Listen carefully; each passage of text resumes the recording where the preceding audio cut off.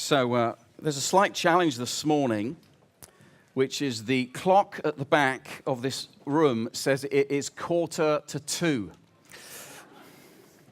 So I'm assuming that's 1:45 a.m., so I reckon I got hours to preach. But don't worry, I won't do that. Some of you might know that this school was my school. And I was here 30 years ago. I know you're looking at me, you think, he can't be that old. But it was my school, and generally I would say I enjoyed school. I did enjoy school. The real thing that I didn't enjoy about school was lunch times in the summer when me and my mates would be out, we would be playing football, and it came to that awful moment of picking teams. Because you see, I wasn't very good at football. Again, I know you look at me, you think, how could that possibly be true? Too much laughter there, I think. And so it was an excruciating moment for me in that I'd be in that line, I would never be a captain. And to hear all of these names called and never my name. And that worst moment of all, sometimes when you're one of the last two, and the two captains, who are my best friends, then fight over each other, not for me, but for the other person to have me. Has anyone had this kind of experience? And we're like, okay. Are there any sports people in the house? Any sports people in the house who are great at football? Okay, we hate you, okay? We don't hate you. And it's hard, isn't it? It's hard to not be chosen, to feel like you're in last place. Well, this morning, literally just for about 10 minutes or so, before we come to our baptisms after a song, I want to talk to you about one of the most amazing truths that I've ever discovered. And it's simply this, that God has chosen you. God has chosen you. God has chosen you. He has chosen you to be part of his family. He has chosen you to be his beloved sons and daughters. He has chosen you to experience life in all of its fullness and riches. A taste of which, and a good taste we get now, but the promise of complete life and fullness in all eternity. He has chosen you to join him in bringing kingdom help and hope and healing into this broken world. He has chosen you. Now, some of you might be listening to that and thinking, well, hold on, if he's chosen me, does that mean he has not chosen the person I'm sitting next to? And the amazing news here is this is not like the playground. God has chosen every single person in this room. And he's chosen us by name. He's called us by name. There is a personal and a unique invitation from God to you, personally addressed, written and signed in the blood of Jesus. For you, for your life. He has chosen you. And so I want to read just a few verses from Mark chapter 2 about a guy who, imagine, he could never be chosen. And yet discovered he was. Mark chapter 2. If you haven't got a Bible, it's going to be on the screens as well. So this is going to be Mark chapter 2, verse 13 to 17. And this is from the New Living Translation version.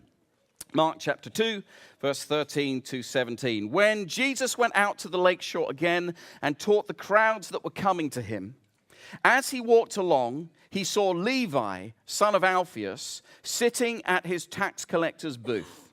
Follow me and be my disciple, Jesus said to him. So Levi got up and followed him. Later, Levi invited Jesus and his disciples to his home as dinner guests, along with many tax collectors and other disreputable sinners. I love the little brackets that Mark adds here. There were many people of this kind among Jesus' followers. Like that. Verse 16, but when the teachers of religious law who were Pharisees saw him eating with tax collectors and other sinners, they asked his disciples, why does he eat with such scum? When Jesus heard this, he told them, healthy people don't need a doctor, sick people do.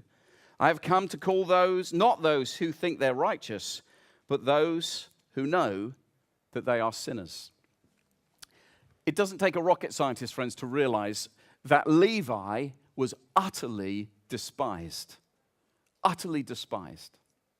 And he was despised because he was a Jewish guy who had chosen to work for the enemy, the Roman oppressors, who were literally evil incarnate. And so all of these people thought, how could you work for the enemy? And if that wasn't bad enough, he was a tax collector. So that meant literally he was taking money from his people and giving it to the enemy. And if that wasn't bad enough, not only was he doing that, but everyone knew if you were a tax collector, you weren't just lining the pockets of your enemy, you were lining your own pockets. You were ripping your own people off in order that you yourself could be wealthy. He was utterly despised. It's a horrible phrase, isn't it, when the Pharisees look at him and his mates and say, they are scum. Utterly despised. And so you've got to think, like, what self-respecting Jewish person would ever choose to become a tax collector? Because, like, you knew, if you were going to do that job, you knew what you were signing up for. You knew that you would be despised and hated by everyone. You would be an outcast. You would be isolated. And I'd suggest you'd have to be the kind of person who thought, I don't care what anyone thinks about me. I just don't care. Or perhaps, more accurately, you're one of those people who pretends, I don't care what anyone thinks about me. In my experience, the people who say, I don't care what anyone thinks about me, are actually the ones who care the most. But they have been badly wounded by things that have been said or done to them. And so they put on this mask that Levi must have worn himself that says, I don't care what anyone thinks. And yet deep down their hearts were broken because of this rejection. I think it can be true for us. I think there are things that can be said or done to us, or lies that are said over us, that can get us to a place like Levi, where he would never ever imagine that he would ever be chosen. I was thinking about this, and I'd suggest there are 3 lies that all of us sometimes live with. And worst case, some of us have actually had these lies spoken over us. The first lie is this: you were a mistake. I can imagine this was a lie that Levi was told when he was old enough to understand it. Maybe his parents said to him, Levi, you were a mistake. Like, we didn't plan you. You were a little bit of an accident. Worst case, you were an inconvenience to us. And so he lived the whole of his life thinking, I'm a mistake. I'm an inconvenience. I am a nothing. And yet in this moment, friends, Jesus rocks up to him. And by inviting him to follow him, Jesus was saying, God doesn't make mistakes.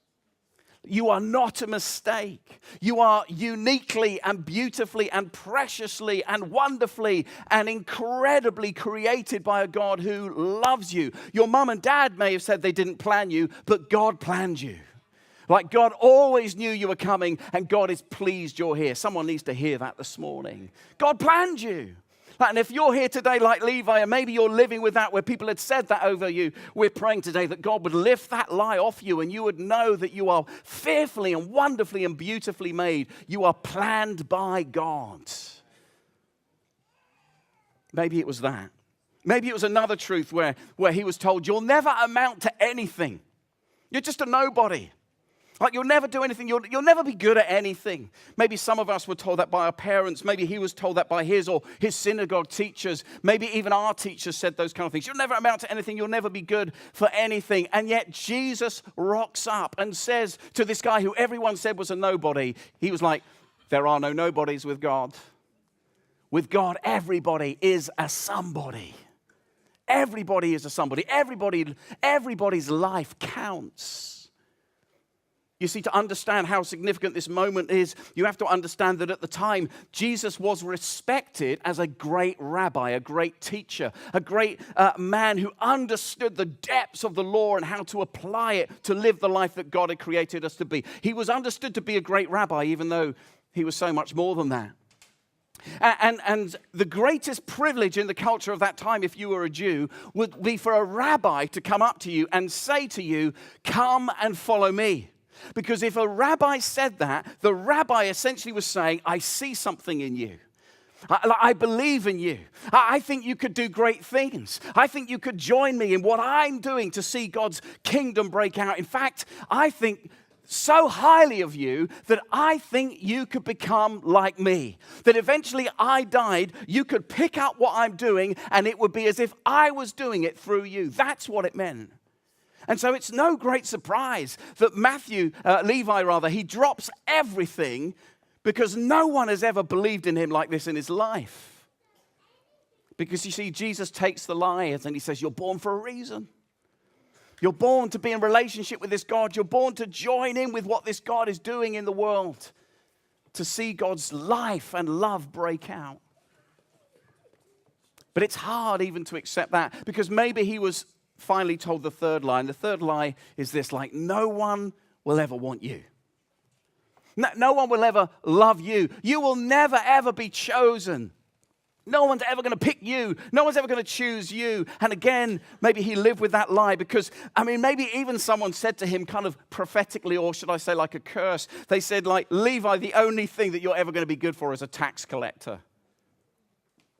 Like that would be a great job for you because no one's going to choose you. No one's going to love you. And yet in this moment, when Jesus chooses him, he's being chosen by more than a great rabbi, friends, isn't he?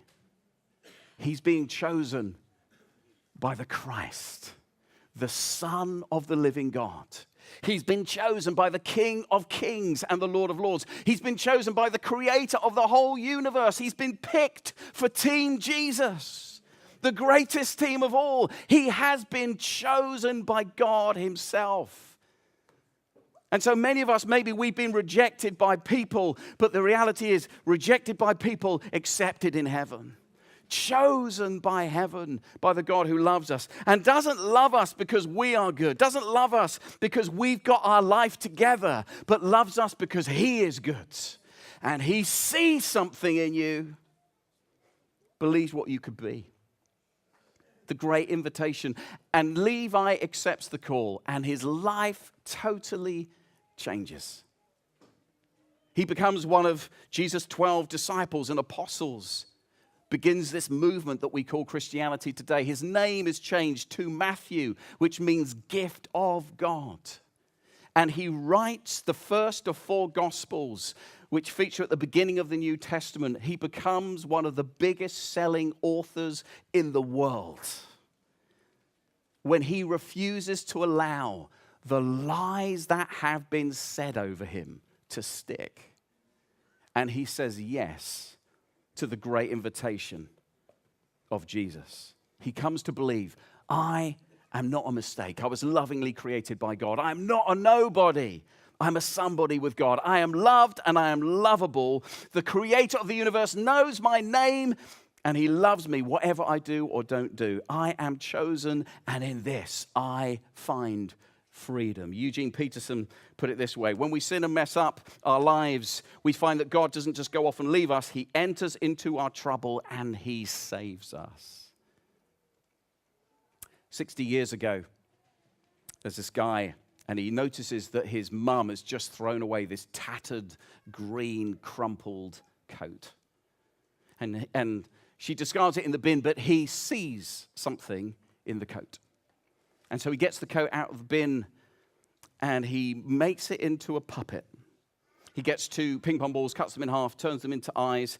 And in the mid-50s, this little green puppet, the creation of Jim Henson, became the most famous puppet in all the world. Kermit the Frog. Kermit the Frog. When Jim Henson saw something that was broken and knew it could be awesome. This is, friends, very simply what Jesus does with us. When we say yes to him, when we accept the invitation, he takes the imperfections and the brokenness of our lives, when we surrender to him every day, and he does something awesome. Let's pray.